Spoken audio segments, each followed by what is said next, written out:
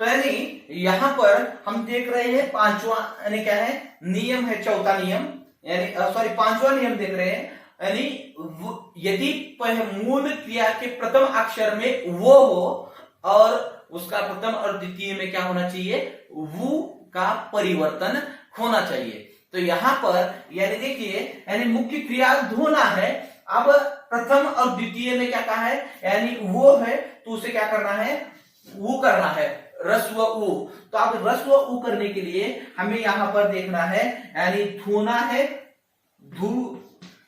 धुलाना, धुलाना, धोना है तो धुलाना है। और यहां पर तीसरा वाला द्वितीय प्रेरणार्थक में धुलवाना यानी क्या है, धोना, धुलाना, धुलवाना। अब यहां पर यानी जो है यानी ये क्रिया क्या है, प्रथम क्रिया और ये द्वितीय क्रिया बनी और ये मूल क्रिया बनी। यदि अगर मूल क्रिया का प्रथम अक्षर वो है तो उसका क्या है, प्रथम और द्वितीय में क्या करना है, वो रस्व उ क्या है प्रयोग कर क्या है उसे प्रथम और द्वितीय प्रेरणार्थक क्रिया क्या है बनाना है। अब उसके बाद कुछ ऐसे भी प्रयोग किए जाते हैं, कुछ एक अक्षरी धातु होती है यानी एक अक्षरी धातु मतलब क्या है, यानी यहां पर धोना आया है एक अक्षरी है यानी, या फिर छूना है तो ऐसे एक अक्षरी है। तो यानी एक अक्षरी धातु के अंत में ला और लवा लगता है, ला और लवा यानी क्या है लगता है, यानी क्या है ला और लवा यानी क्या है यहां पर लगता है, मतलब सभी में यानी आना वाना लगता है। तो कभी कभी एक अक्षरी धातु जो है, एक अक्षरी धातु में क्या है ला और लवा यानी क्या है शब्द प्रयोग किया जाता है। अब ये एक अक्षरी धातु देखिए, यहां पर एक दो उदाहरण देखेंगे हम। देखिए यानी छू, छूना या फिर खाना, खाना। अब यहां पर जो है ला या फिर लवा शब्द का प्रयोग किया जाता है।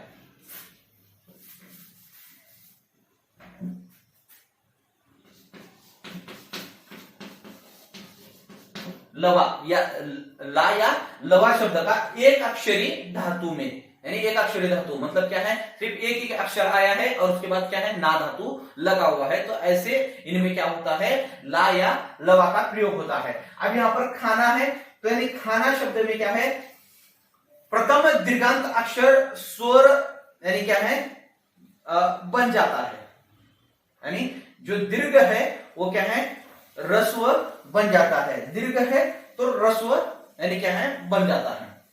अब ये खा है तो यहां पर खिलाना है,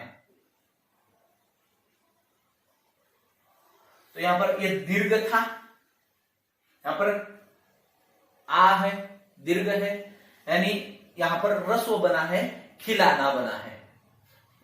रस्व पहली ई शब्द क्या है, मतलब ऐसे नहीं कि मतलब यहाँ पे खा आ है तो यहाँ पर अ होना चाहिए रस्व, ऐसे नहीं है। मतलब क्या है रस्व कोई भी शब्द क्या है बनता है, मतलब खाना है खिलाना है तो यहाँ पर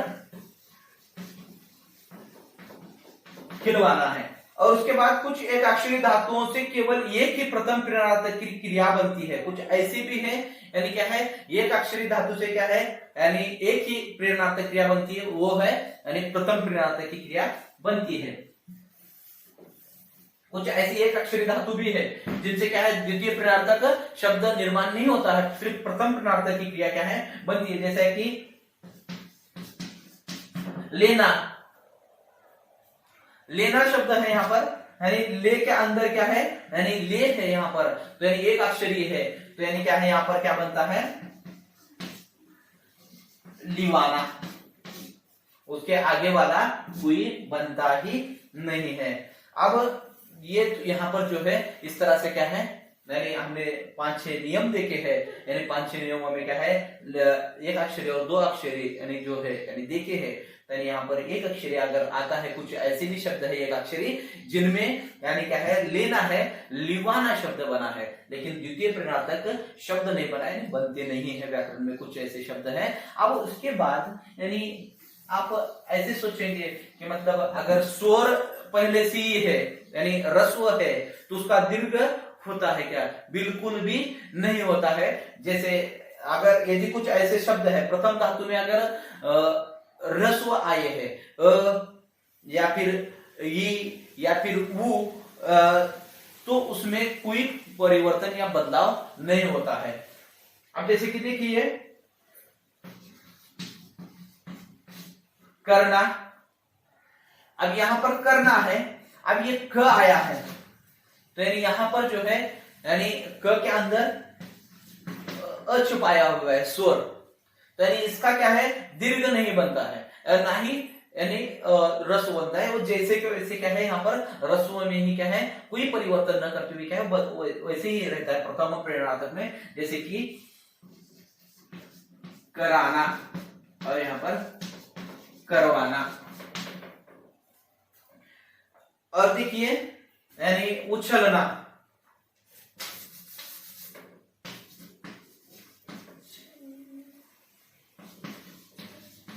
उछलना। अब यहां पर उछलना है तो यहां पर क्या है, उछलना, उछलाना, उछलाना, उछलवाना।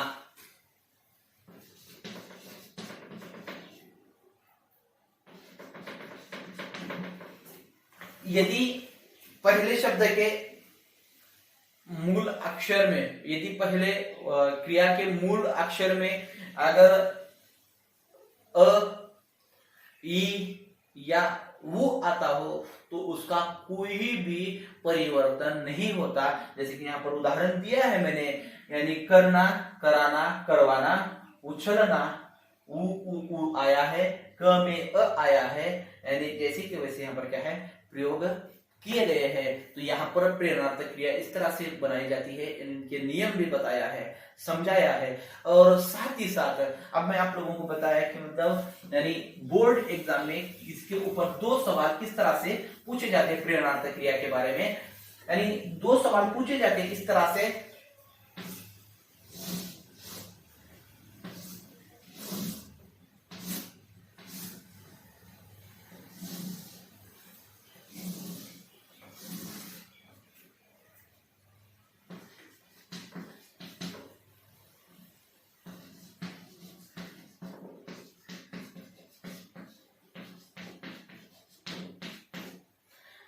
मूल क्रिया, प्रथम और द्वितीय प्रेरणार्थक, क्या है, यहां पर मूल क्रिया दी जाती है। अब ये क्रम 1, 2 पूछे जाते हैं, ऐसे ही चार्ट आएगा, कृति कीजिए, यानी क्रम करना है। तो आपको किस तरह से करना होगा, यानी यहां पर उदाहरण के तौर पर आपको दिया है, प्रथम दिया है बिकाना, तो ये दोनों को करना है आप लोगों को, द्वितीय और उसकी मूल क्रिया क्या है। और एकादि आपको दिया है, यानी बोलना, तो यानी प्रथम और द्वितीय क्रिया क्या है उसकी करना है। अब यहां पर बिकाना है तो यानी इसका क्या होगा, यानी मूल क्रिया होगी बेचना, और यहां पे होगा बिकवाना। बोलना का होगा यानी बुलाना,